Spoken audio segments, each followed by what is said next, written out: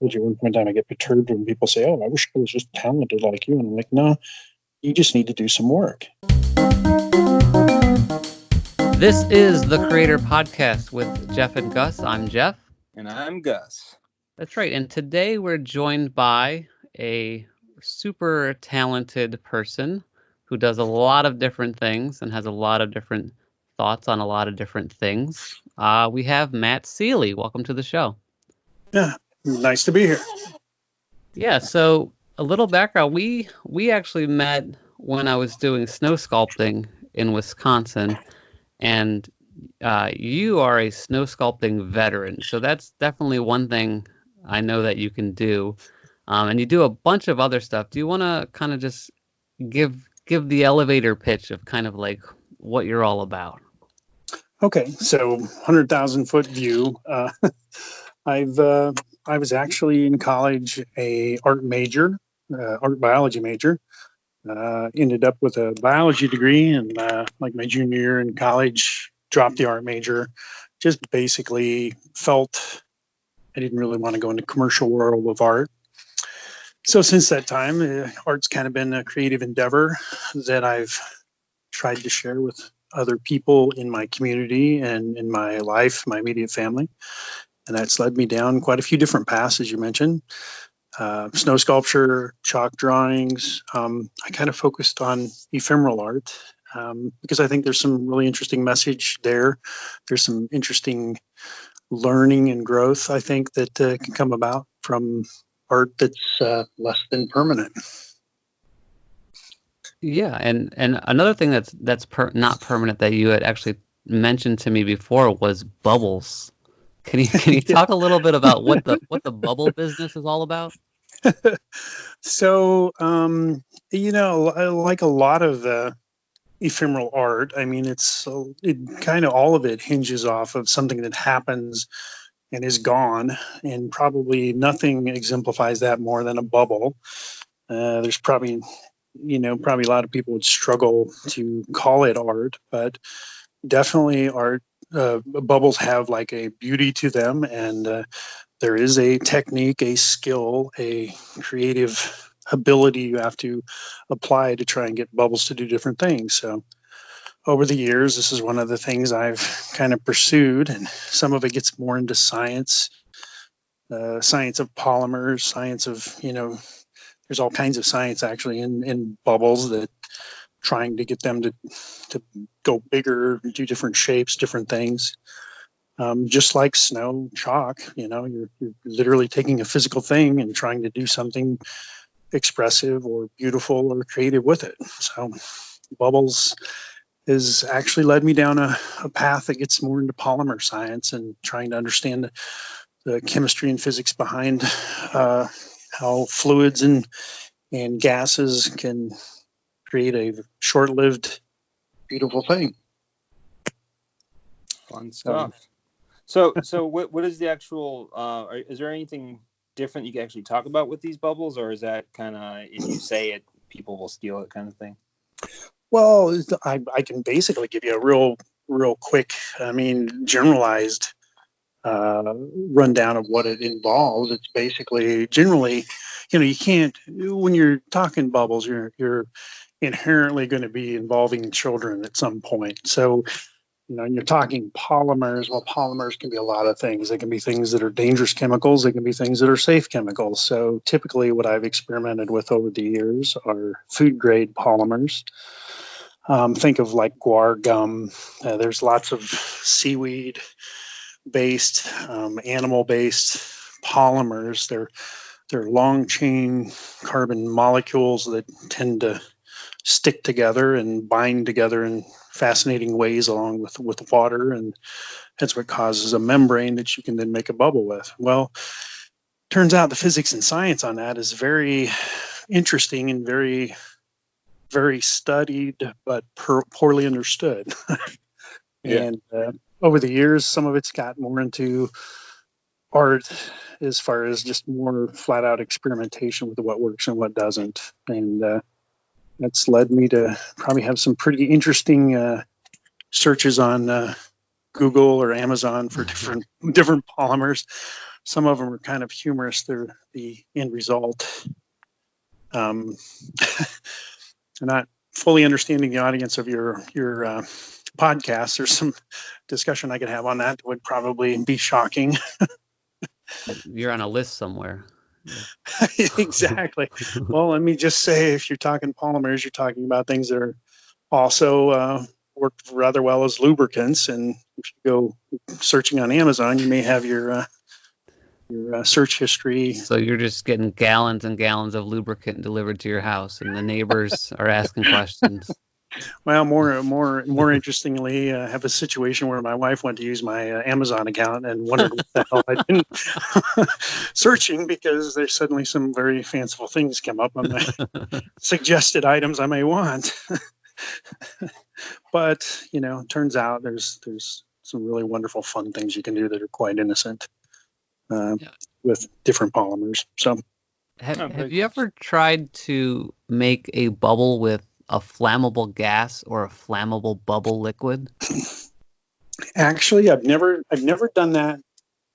Although the idea is now in my mind, probably going to get explored. Yeah, you got to that's rock and roll bubbles right there. That's how you take it to the next level. Napalm. You want bubbles that are napalm. Well, I'm thinking there's something that needs to be explored with that for sure. Well, be safe. my most current exploration of it is actually putting like fog in bubbles, and there's some different people that do. There's actually people that do bubble shows in like Las Vegas. If you go to Las Vegas, there's like 1,000 bubble show you can go to, and it's quite extraordinary. It's on a stage. It's very choreographed and everything.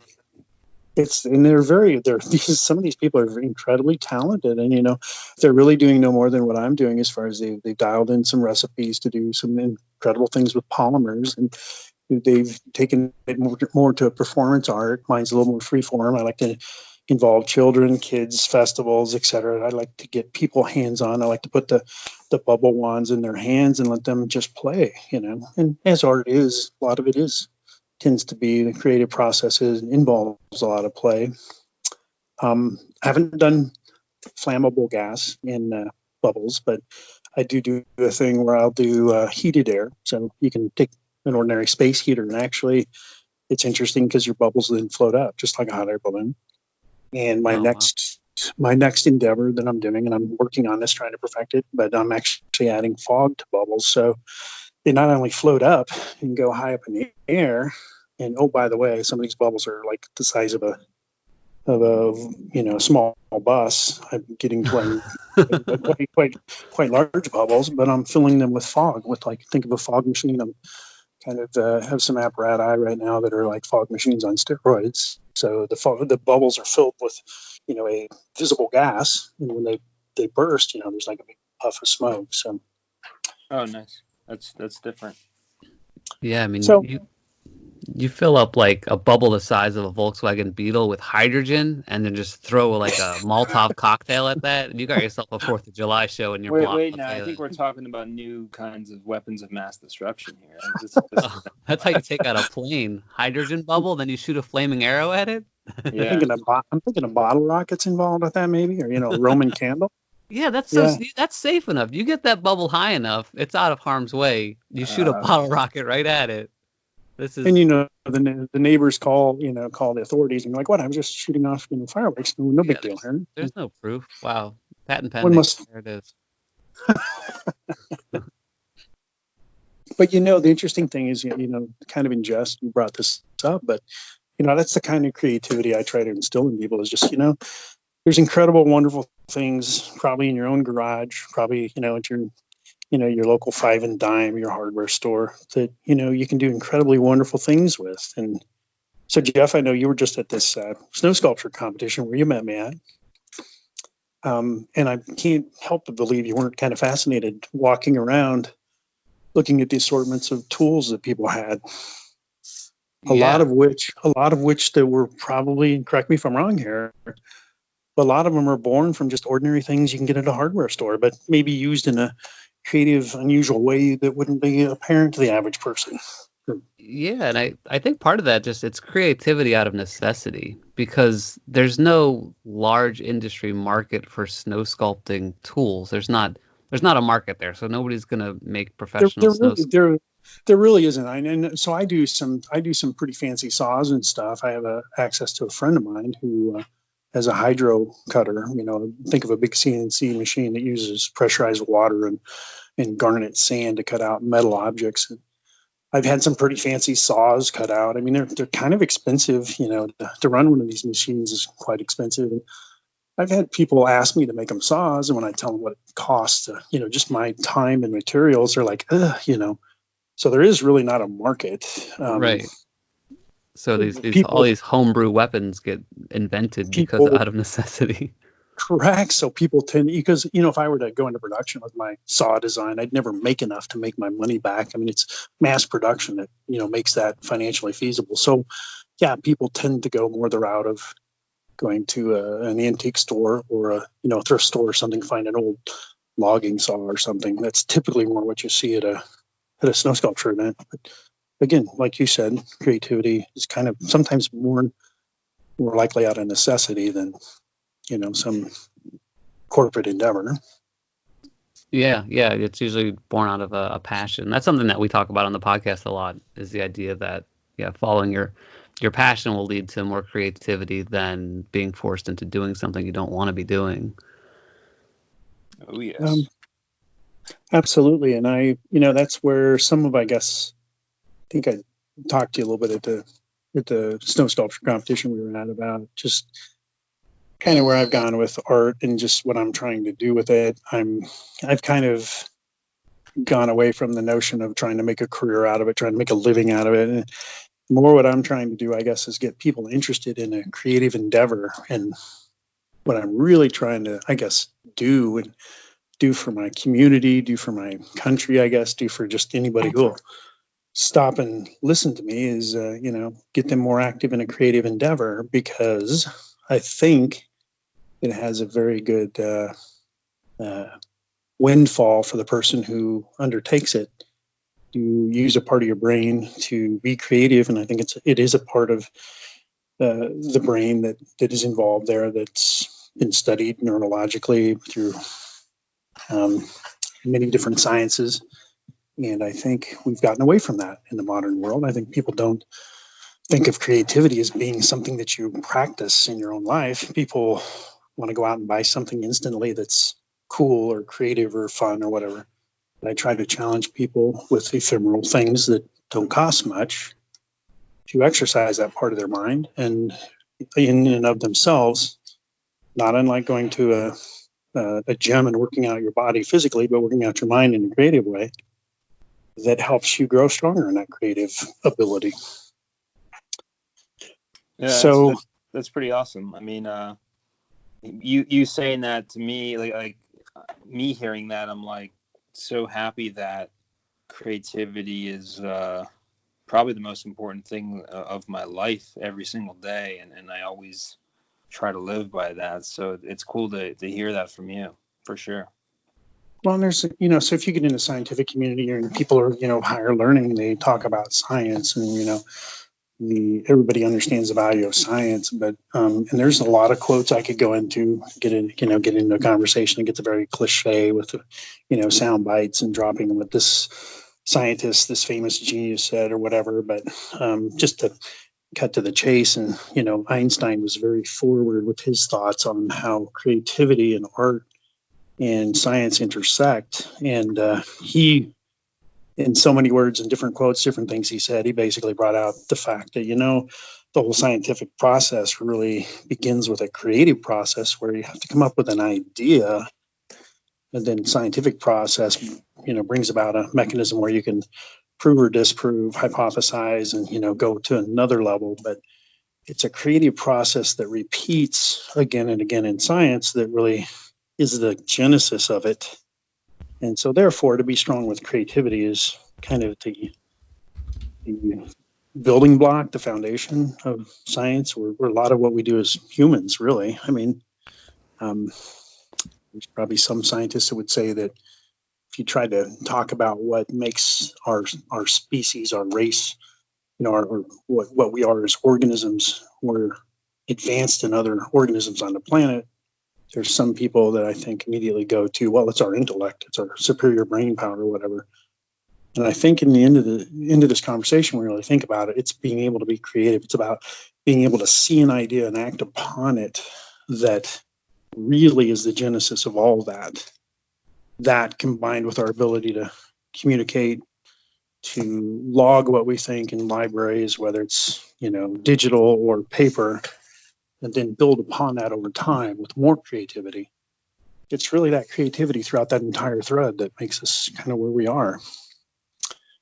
So I don't know. This is an hour-long podcast. I'm already in the thick of this. Yeah, no, I was listening. You mentioned you kind of like crossed over between this idea of science and creativity. The fact that you kind of need one with the other, and it made me think of what I've always heard in my life growing up is that you're either left-brained or right-brained.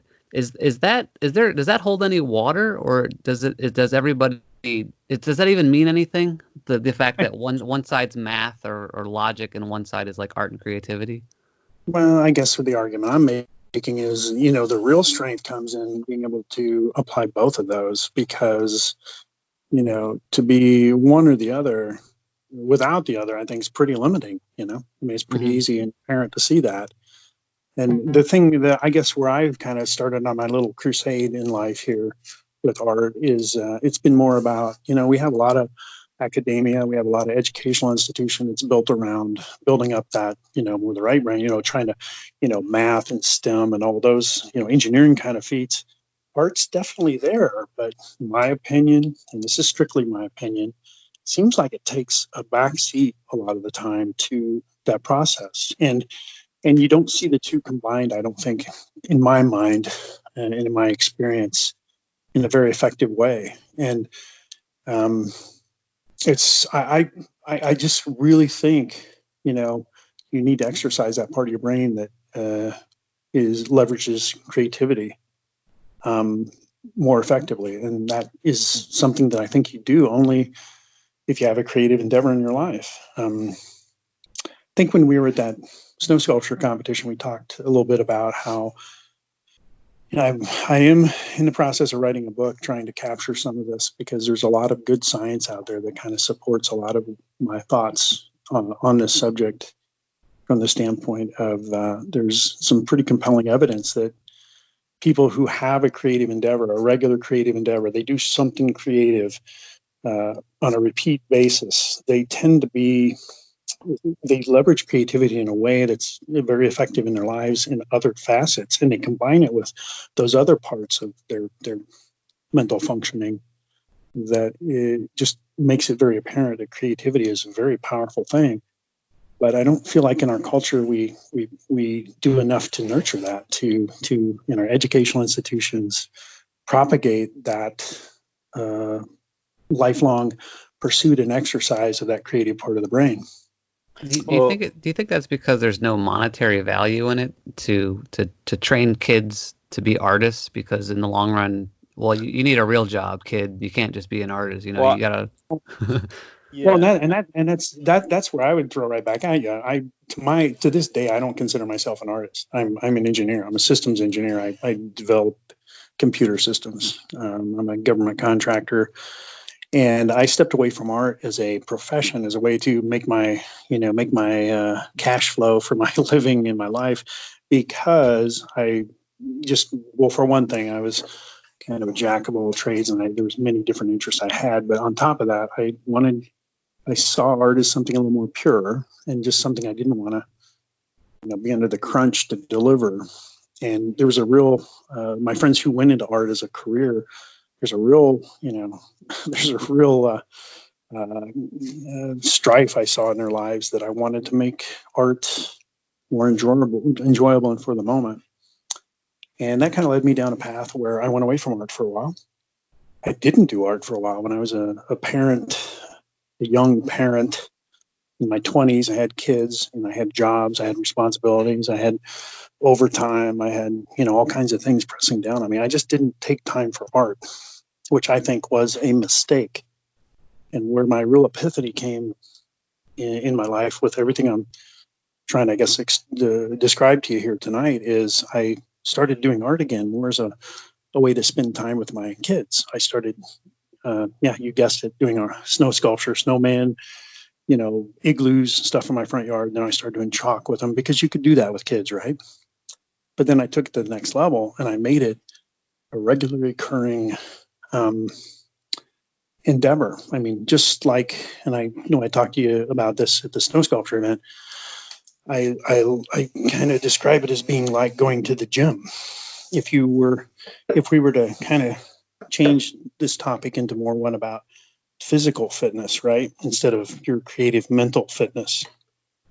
Almost anybody out there understands, if you go to the gym and you work out, there's a benefit, there's a windfall you get back because you physically get fitter, you feel better, your lifespan probably increases. You're able to do things you couldn't do before, probably. Well, I'm challenging people to think about that creative part of their brain the same way. When you have a regularly occurring creative endeavor you do, and it doesn't have to be, your lifeblood. It doesn't have to be your career choice to do that. There's many things you can do, and that's kind of what gravitated me towards ephemeral media, first personally, but then professionally, because I'm like, this makes art accessible to people. It allows them to do it as a repeat endeavor without spending a fortune. As you saw at that snow sculpture event, you can do monumental works of art, and you'll see stuff at some of these snow sculpture events throughout the world are just incredible. You can see sculptures that are like alabaster, stone sculptures. Mm-hmm. You can see at some museum, and they're going to melt and they're going to go away. But guess what? If you tried to do that out of marble, first off, you'd spend a fortune. It's inaccessible to most people. Right. And second off, it would take you probably a lot longer to even create them. So part of this was making, part of what I'm trying to do is make art accessible to the average guy. And I think it should be. Now, I told you about, I was kind of alluding to a point in time in my life where I went away from art and then I came back to it.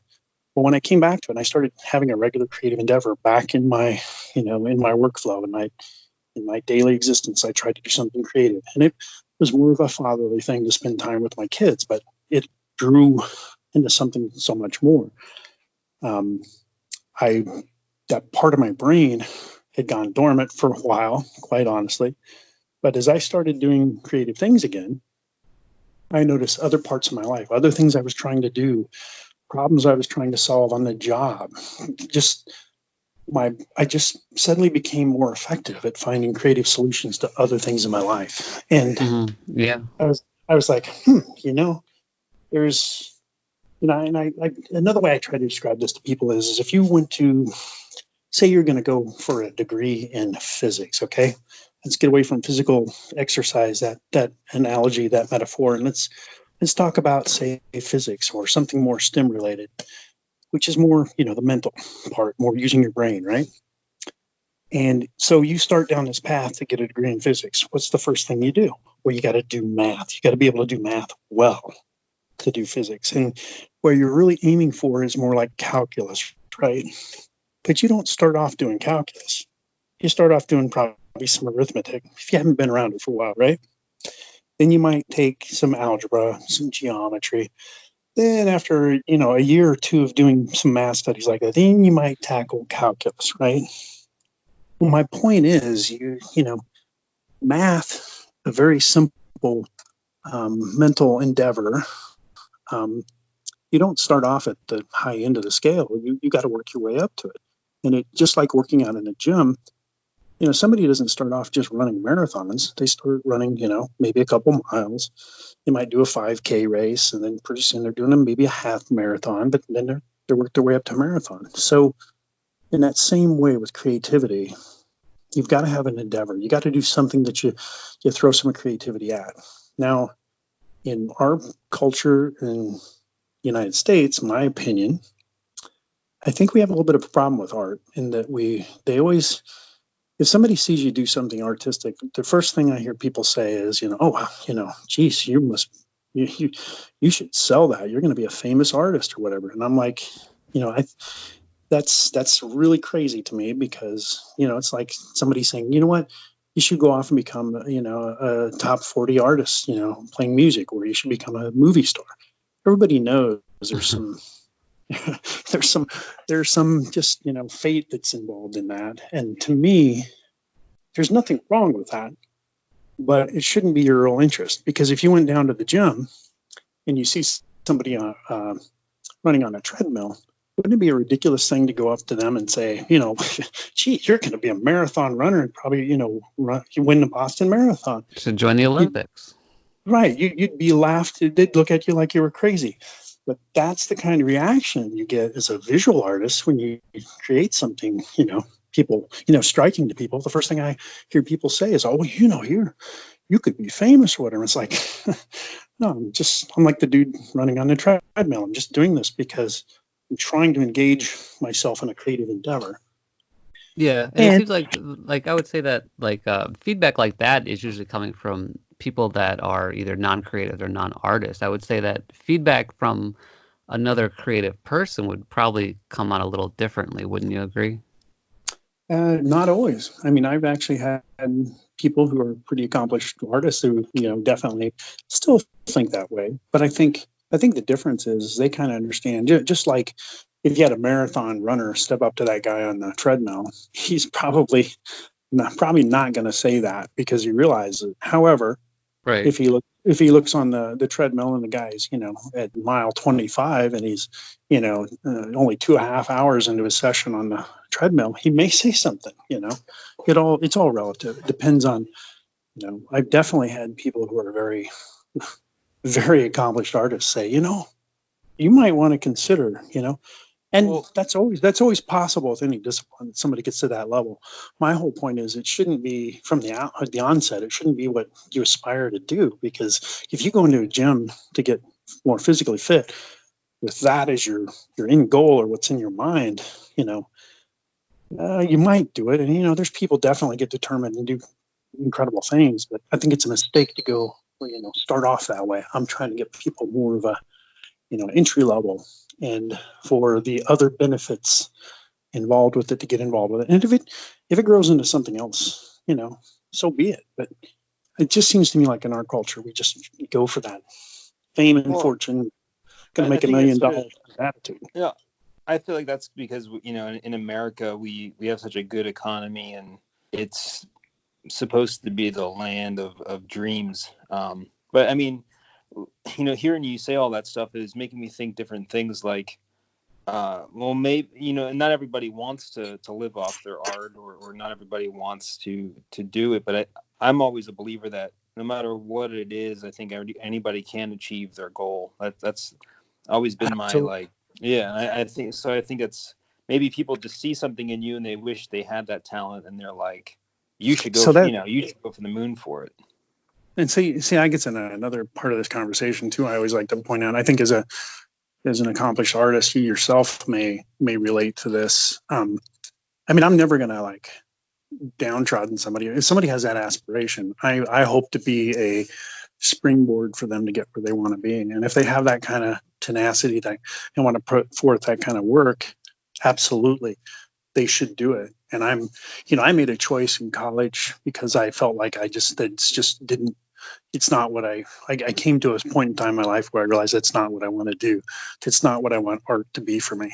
And for somebody else who wants to become that professional artist, I'm not, I'm in no way saying somebody shouldn't pursue that dream. They should, if it resonates to them. And that's what, and I get in this conversation with people who have, my friends who are professional artists. Sometimes they're almost kind of jilted or insulted with what I'm, trying to lay out here to people. I'm like, don't mince my words. I'm absolutely thinking, if somebody wants to do it professionally, they should, but you should start off at step one, and you should do it no matter what becomes of it. You should do it because it makes you so much more effective in so much more that you do.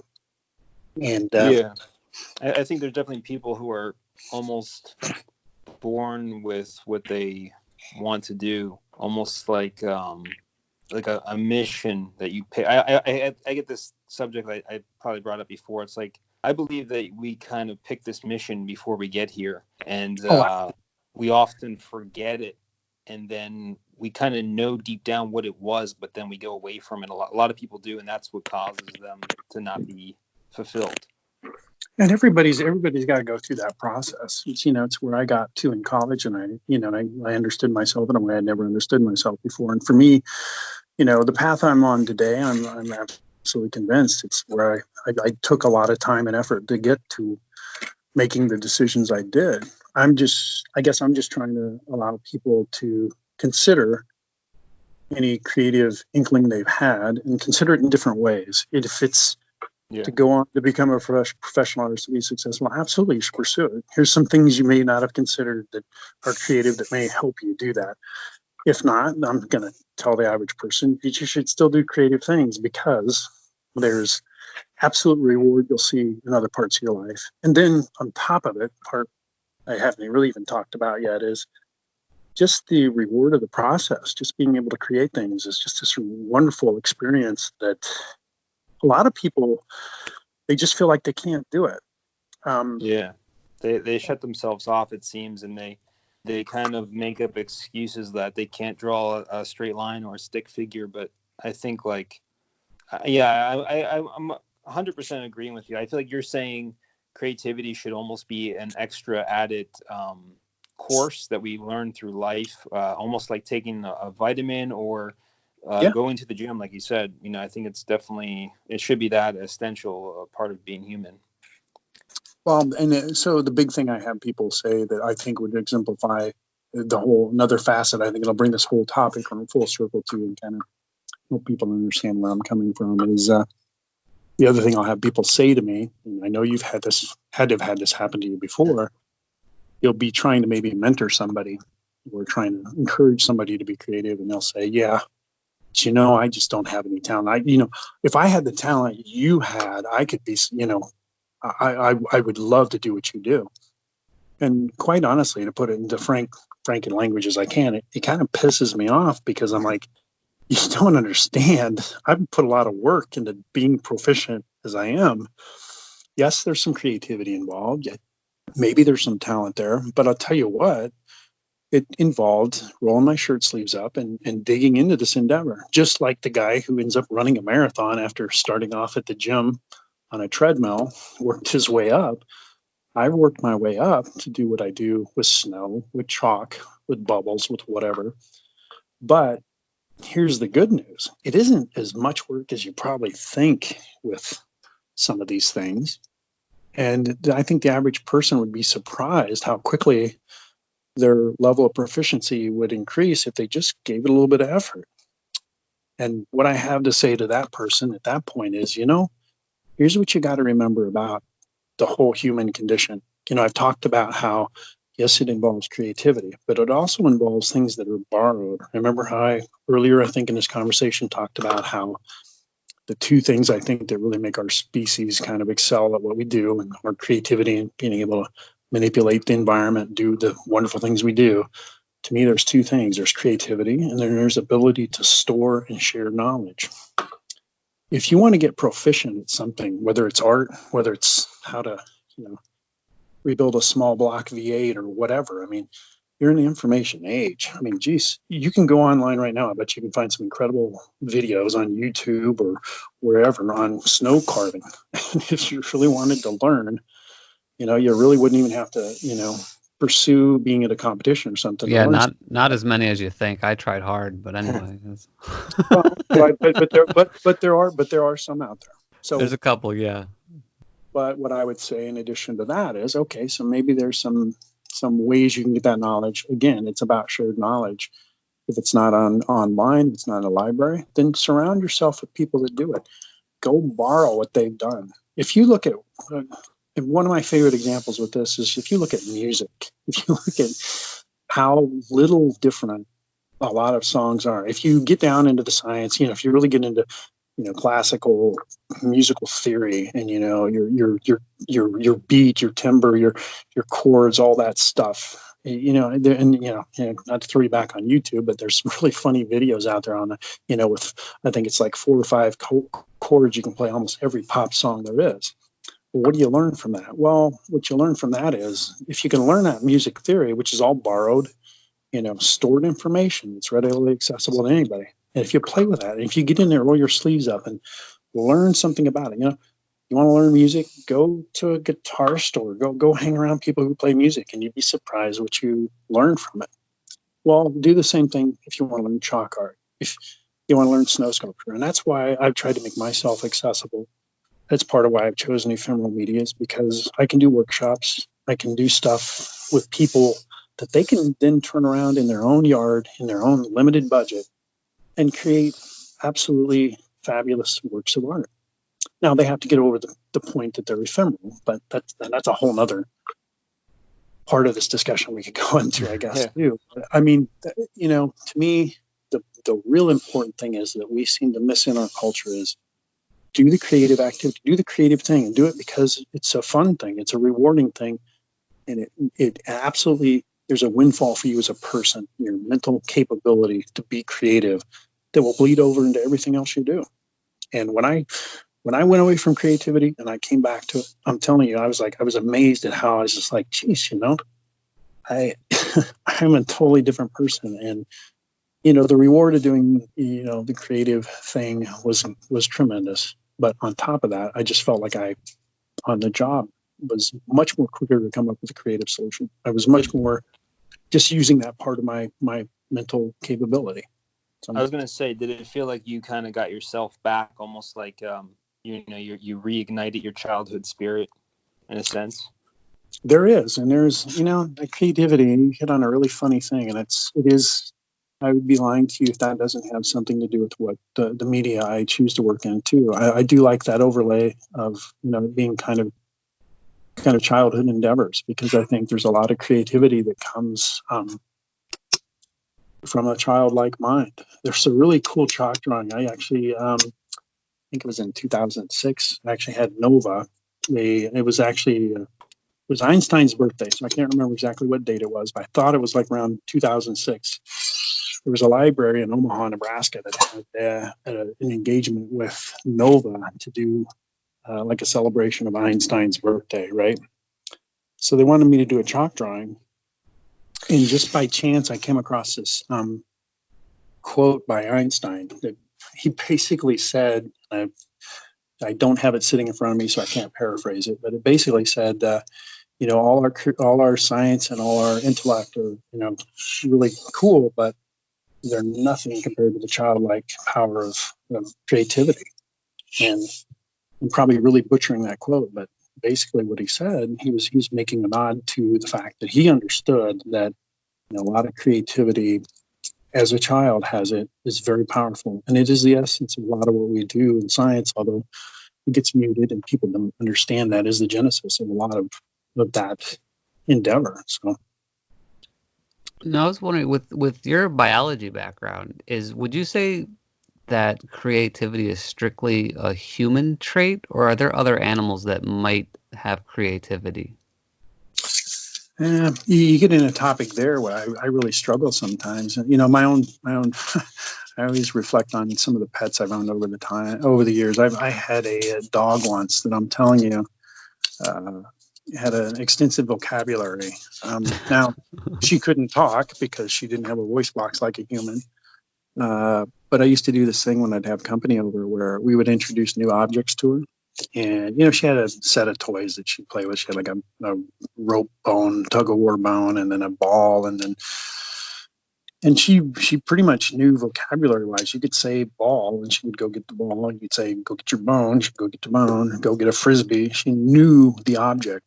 And so it started off, I first noticed this with her. And it kind of progressed into this thing where I'd have buddies come over and we'd have a beer or two on the patio, and they'd try to introduce new objects to her, and we'd tell her the word of what the object was. Then we'd lay objects out in the backyard, some of which she already knew, like her Frisbee bone or whatever. And you could tell her the new object, the word that you gave her, and she would go out and, at a very high percentage rate, get the absolutely verbatim object that you just introduced her to. So you start talking about animals being creativity, having creativity. I think to delve into that exploration, you first have to understand, I think there's this tie-in between, language or stored information and creativity that would have to be there before I think you could really fully understand it. Yeah, it seems like you're talking about intelligence versus creativity, because it sounds like your dog was super smart, but your dog wasn't painting with acrylics or expressing herself in a creative way, right? True. But I think I guess what I'm trying to talk about here is, I think, just as a scientist trying to observe creativity, you got to be there at the moment when an animal actually does something truly creative. Like they've seen chimps use tools to, like, a stick to extract termites out of a termite mound, etc. Right. Some of those are. are. Like, I guess it's a gray area between intelligence and creativity. I guess is fashioning a stick to shove in a termite hole a necessity that comes out of a higher intelligence, or is it, let's try and come up with a creative solution to this problem? I guess it's kind of a gray area there. Well, I guess what I'm trying to say here is, I think there's a link between the two that I think a lot of people miss. I personally believe creativity happens in much smaller increments than people understand. And what I mean by that is, I think if you look back through time, even acrylic painting, like you just mentioned, to have at your disposal the library of information you would have to understand acrylic painting. It's more than just grabbing a brush and stroking paint on something. There's a buildup of information over time that allowed that to happen. Now, if you put brushes in front of a dog, and they pick up a brush and they daub it on a canvas, is that creativity? I think that's hard to say. Elephants paint too, but I think they're just following instructions. It's like a formula to them. Like, they know that, I put this in this thing and then I brush it on this thing. I don't think they're thinking it. So wait a minute. So you're really actually falling into exactly what I'm saying here, though.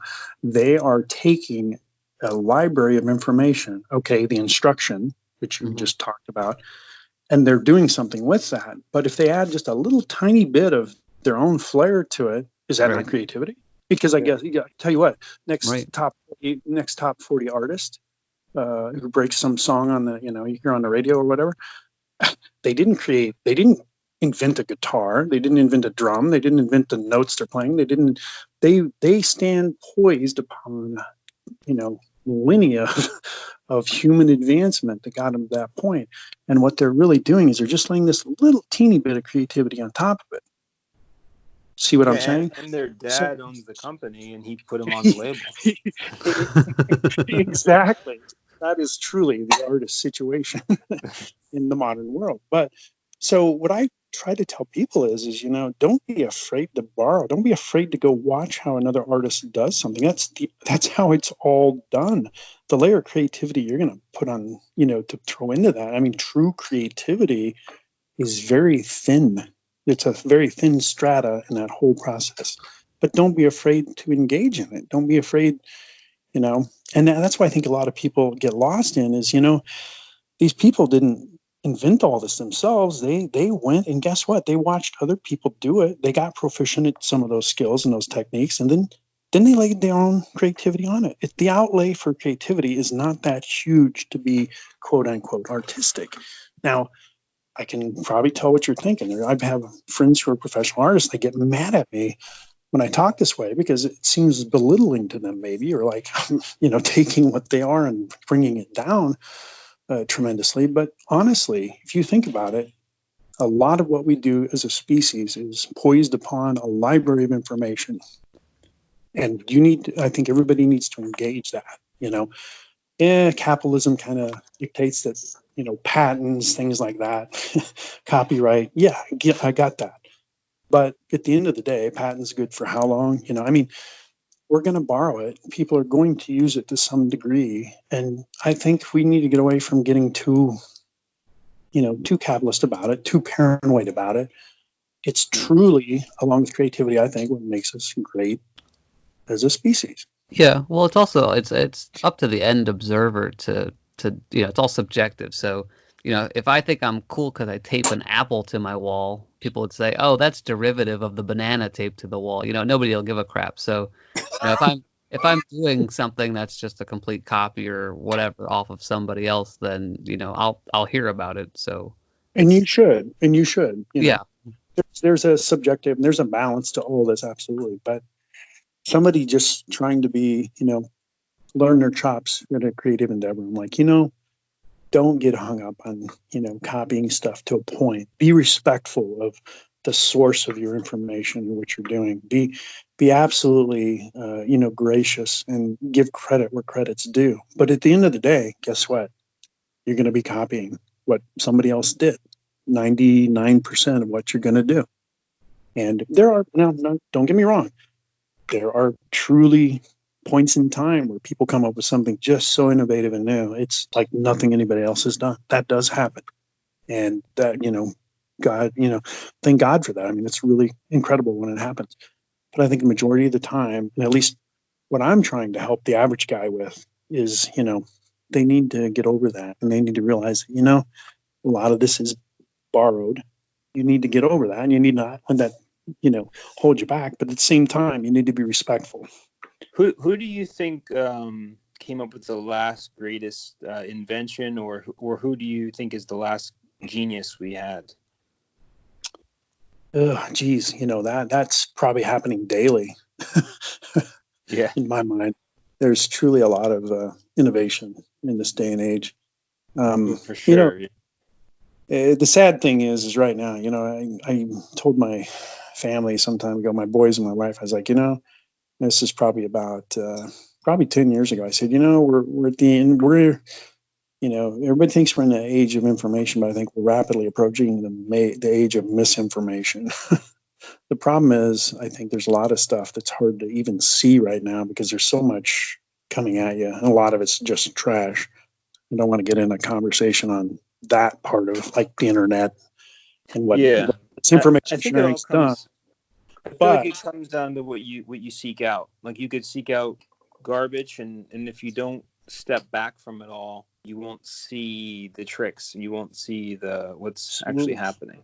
Absolutely, you're absolutely hitting my point dead on. My point is there's so much out there right now. It's hard to really see that true genius is happening, but I believe it's happening at an accelerated rate. I think there's just incredible things people are doing, but you can't see it and you can't notice it because there's a lot of crap out there that really isn't. And there's false claims to inventions, things people are doing that just turn out to be not so.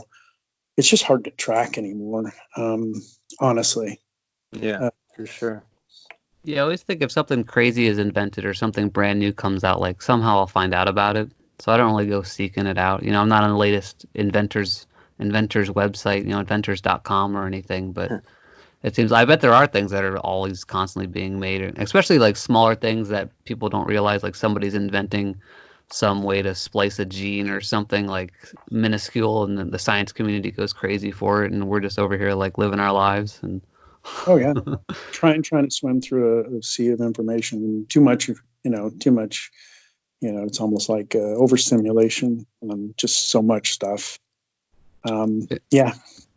And speaking of science stuff, it's not often we have somebody with a biology background. So I've had a goal of mine for a really long time to have glow-in-the-dark blood.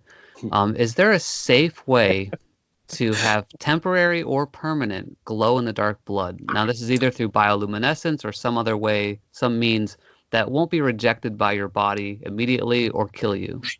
There's bioluminescent dinoflagellates, or no, just kidding. My son always says that, just exactly that. He's kind of a funny little ad lib he does, but there's actually, I don't know, have you ever been to Jamaica before? No. If you go to Jamaica, and there's plenty of other tropical areas that have this phenomenon, but there's a thing called a dinoflagellate. It's a small multi-celled organism that will live in the estuarine areas of in Jamaica. You go there, you can actually go on sightseeing tours where what it is there are these little organisms that live in the water. They're microscopic, but when you go on a river that meets the ocean in an estuary at night and you dive in the water, these organisms glow, and they're so small that the water just like glows around you. It's like it's a bioluminescence, and it's crazy cool. If you've never experienced it, you need to. I suspect there's probably a way to genetically mutate potentially human cells to do that. I wouldn't surprise me that it couldn't be bioengineered in some way. So I certainly lightning bugs. They've done a lot of research with the Lamperidae, the genera of beetles that our lightning bugs belong to. So I would bet there's probably somebody who's done it. I don't know offhand, but That somebody's made their blood glow in the dark. I would think it's biologically possible to do that. Okay, so you're saying there's a chance. So there's still hope for me yet. I've every scientist or anybody I've always asked a possible way, and it seems like it's possible. So I'll keep going for that goal. One day you'll see me on the news. In one way, you might see, glowing dead body found in river, but that's, See, but this is creativity that occurred here. Just well, come up with this idea, and somebody needs to pursue it, right? Well, there's not really a long-term gain from it, but besides the notoriety, I guess maybe that's maybe I'll win a Nobel Peace Prize for being glow in the dark. But what would happen though, and I've seriously thought about this. One issue would be that your eyelids would glow in the dark, so you can never close your eyes and be in pitch dark. Because if your blood flow is full of whatever it is that glows in the dark, if it's bioluminescence that's always going, and maybe it's feeding off of the energy that you produce or whatever, then you're always glowing. That means basically anything with blood flowing through it is glowing. So your skin is glowing. That means your eyelids are glowing. So to sleep at night would be probably pretty hard until you got used to it. But I've tried to think of all this stuff. I think through it. So I know you're like a pumpkin carver. So I think what would be really cool is to make a pumpkin that glowed on its own. You wouldn't have to put like a candle in it. Which is really an ironic thing, because there's actually a species of mushroom. And look this up. It's quite fascinating. I've actually seen it before. That is bioluminescent. It's called a jack-o'-lantern mushroom that grows in. Oh yeah. So I just got to crossbreed the mushroom with the pumpkin. Biologically speaking, that sounds difficult. I don't know. You might be surprised. Genetics is pretty interesting. Now, do you think we can create a woolly mammoth today with what we have? Absolutely. Should we? That's another. I thought we did. I thought. I mean, I don't know. I guess it was fake news, but I thought we done stuff like that. I thought I saw that like a few different times. I think it's absolutely possible to do that. It would not surprise me if you don't see a real truthful news story sometime in the future. Certainly what they found in frozen in ice sheets in Siberia, they found whole mammoths with intact DNA. Yeah, the whole Jurassic Park thing. Yeah, I love Malcolm's quote from that though. Basically life finds a way. He says that at one point in time. Another time he says, you wielded this power of science like a 3-year-old with his dad's gun. You didn't once think about the consequences, So I think you guys kind of ran right to that postulation rather quickly. Should you? Well, yeah, there's a whole other thing that comes into creativity and science and all these things we're talking about here, and there's moral responsibility. Yeah, absolutely. I think there's a measure of that needs to be applied to anything from glowing blood to right else. Yeah, can we make glowing blood, but should we? And I always say yes. The answer is yes, we definitely should. Speaking of dinosaurs, you remember in Jurassic Park when the T-Rex gets out of the cage and he runs over and busts open that building that had the lawyer in it sitting on the toilet? Mm-hmm. And the first instinct of the T-Rex was to eat the lawyer? That doesn't sound like what a predatory animal would do. If a bear, was scared running out of its cage, it's raining, is its first instinct to eat something? Maybe kill it, but eat it? I mean, he swallowed that lawyer. That was a Did- documentary, so I don't think they would mess with that. Well, first off, it's a lawyer. I don't know that that's. I think I would have went for the juicy little kids or something, a little more tender, not so gamey. Yeah, but That's just me. I mean, Hollywood, they're getting away with so much. Yeah, you gotta pander to your audience, right? I guess I don't know. I think there was the whole reason they did that scene was just so that the lawyer gets it, Yeah. So, Every which I'm not gonna argue with that, but if I were the T-Rex, would have been my first choice. Yeah, he probably he wouldn't have left the cage. The T-Rex would have been scared. I mean, that doesn't make for a good movie though. Nope. But It's weird that Indians never talked about dinosaurs. Don't you think? Like they never I feel like since they're part of culture, I don't know. It's just, Like Native Americans. They never found bones or anything. They might have, but not. So I think I've looked into this because I think I asked the same question. I think what it was is they found fossils and bones and stuff, but they just didn't know what they were. You find a giant bone. You're not an archaeologist. Are you digging up the whole skeleton? Or you're just like, hey, this is a big bone. Maybe it's a dragon. I don't know. Well, certainly North American indigenous peoples had some pretty fanciful tales. If you know much about their culture, talking about like the constellations in the sky, let's say. I know I'd heard before that there was, I can't remember where I heard this, but there were some bones that were found in South Dakota that the Lakota Sioux, there was a story where they found some bones that they felt they were like dinosaur bones, but there's a story they have about the Big Dipper. The Big Dipper to them was the Big Bear, and as it rotates in the fall sky, it actually touches the earth, and that's what the bear's being hunted by, like a hunter, which is like Orion, if you know what the constellation Orion is. Mm-hmm. Their story for how the leaves turn color in the fall was the bear is wounded, and then when it touches the earth, the blood gets on the leaves of the trees. That's what makes the trees bloody. So the bones that were found up there were a bear, were bear bones, and it was the great bear from the sky. I can't remember where I heard that at, but part of the problem with Native American history is it was poorly reported. Yeah, I guess they weren't writing. They weren't writing books, right? Or if they were, they're lost. Nobody had it. A lot of it got destroyed, I guess. Yep. But the a-holes. The Anglo a-holes. Something. Hey, smallpox doesn't kill books, so that's they wouldn't. Fires do.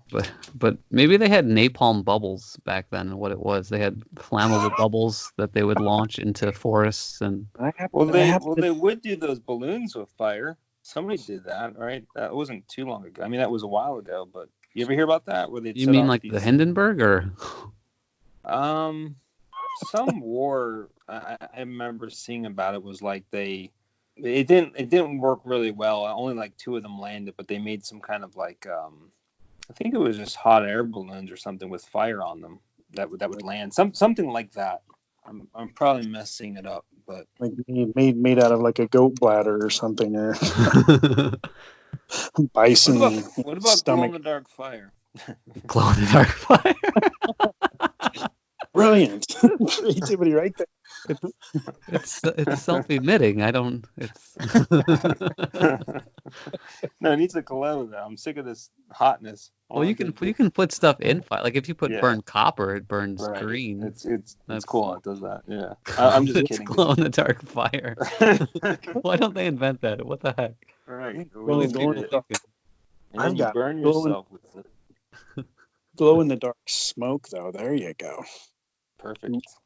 Well, they make glow in the dark spray paint, so you can make it particulate, but it's not bioluminescent though. So it's basically it needs light to charge itself. So you'd have to like spray paint glow in the dark spray paint into a bubble next to a bright light, and then have it float into the sky. Bingo.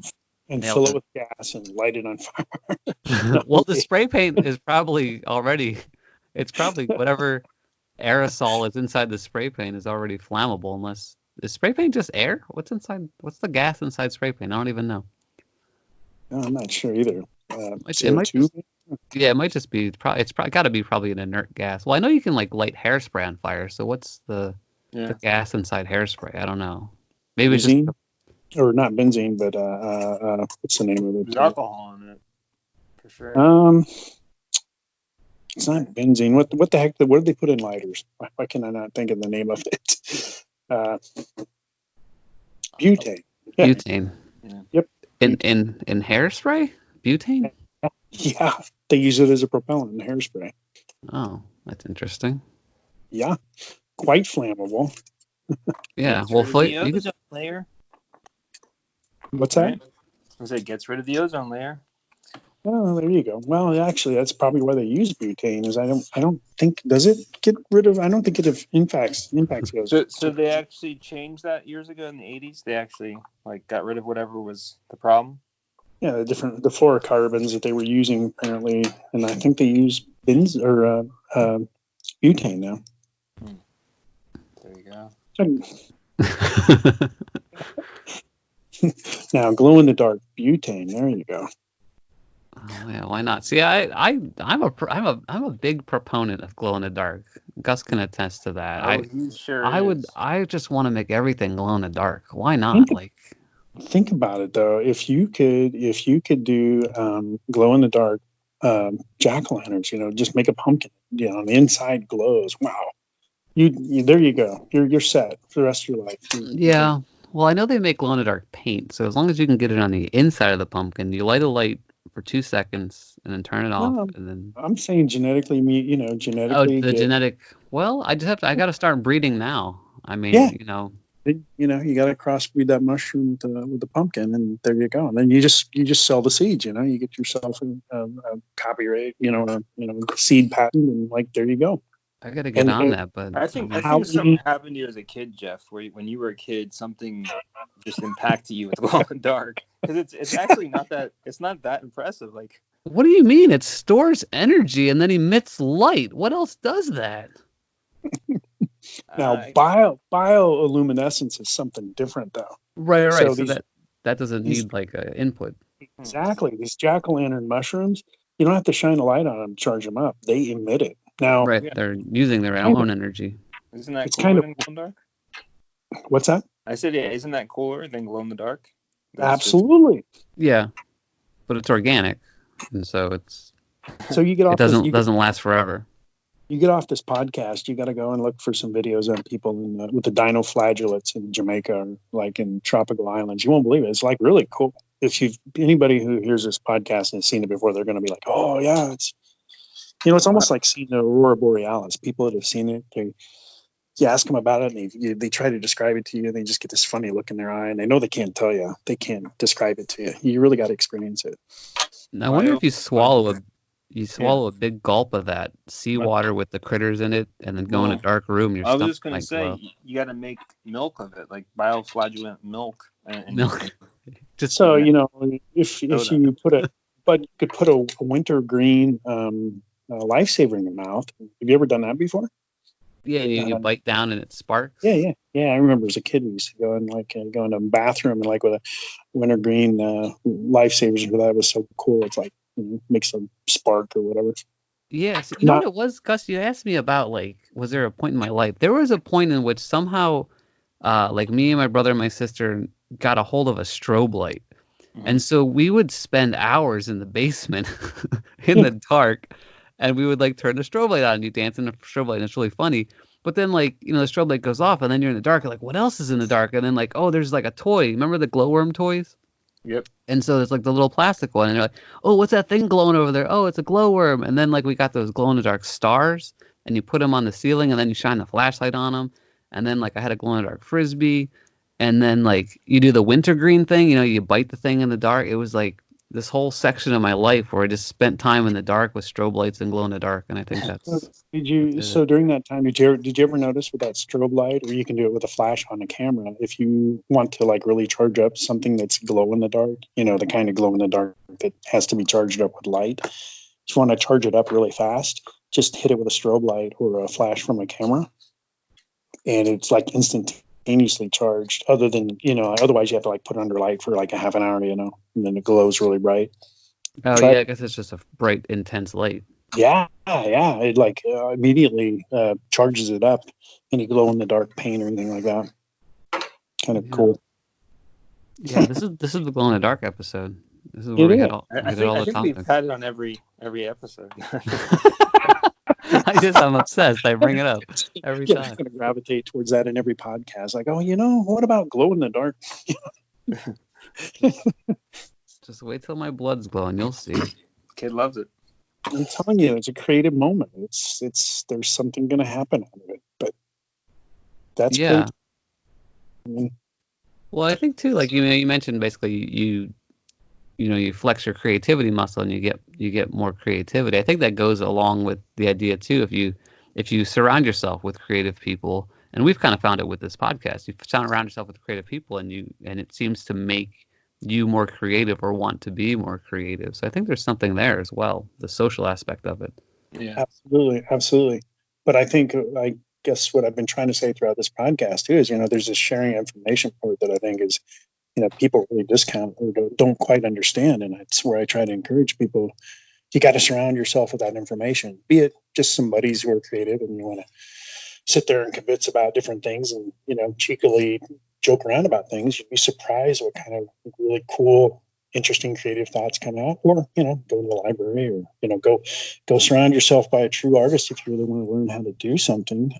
But above and beyond all that, what I said earlier, I told you one point in time I get perturbed when people say, "Oh, I wish I was just talented like you." And I'm like, no, you just need to do some work. And, you get the information and just try to apply it a little bit. It's really not that much work, but there is some effort you have to put forth to it. And it's really not that much and not that bad. The windfall comes pretty darn quick, in my opinion. And it's like anything, like going to the gym, you get out of it what you put into it. If you want to become the marathon, the next winner of the Boston Marathon, that road's in front of you and you can go do it, but it's going to take work. If you want to just have a creative endeavor that, fills your idle hours and rewards you tremendously in those, idle hours, just have a creative hobby. But by all means, use this wonderful thing you're given as a gift, and, you probably didn't even realize you had. Yeah, those are some great words. I think that brings us full circle because we're about out of time here. And this, we are the Creator Podcast, and we talk to creative people and love creativity. So that's a good subject for this entire podcast, And I think you brought up a lot of good points and touched on a lot of good things that I hope will inspire others to try and be creative or flex their creative muscle. Absolutely, I hope so. Yeah, great getting to meet you on here and hearing all about everything from all kinds of science and implementing creativity to throughout anything. So yeah, thanks for being on the podcast. And it's been great knowing you, Jeff, and Gus. I hope to meet you someday. We need to carve some pumpkins and do some bioluminescence sometime. Some experiments. We got to experiment with that napalm bubbles. I'm hooked now. I'll keep the distance. All right, thank you so much, Matt Seeley, for being on the podcast, and hopefully you guys can join us on the next one. Bye-bye.